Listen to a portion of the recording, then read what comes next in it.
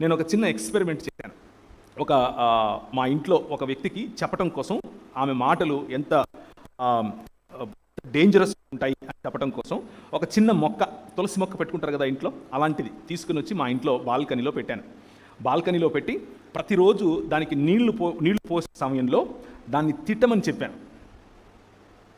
జాగ్రత్తగా వినండి. దానికి నెగిటివ్ మాటలు, దాన్ని తిడుతూ తిడుతూ తిడుతూ నెగిటివ్గా మాట్లాడుతూ ఉండమని చెప్పాను.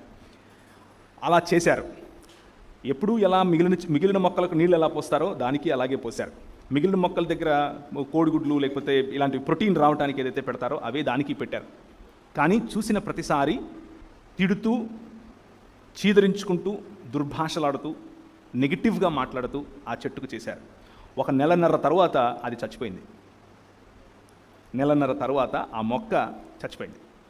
సో ఎందుకు ఈ మాటలు చెప్తున్నాను అనంటే, మాట అన్నది అంత స్ట్రాంగ్, అంత బలమైంది. ఆ బలమైన మాట మన హృదయాలను నిర్మించగలదు, లేకపోతే మన హృదయాలను నిర్వీర్యం కూడా చేయగలదు. దేవుని మాట నిర్మించే మాట, దేవుని మాట కలుగజేసే మాట, దేవుని మాట కట్టే మాట, దేవుని మాట ఈ లోక మర్యాదను కూలుస్తుంది, ఈ లోకంలో మంచిని నిర్మిస్తుంది.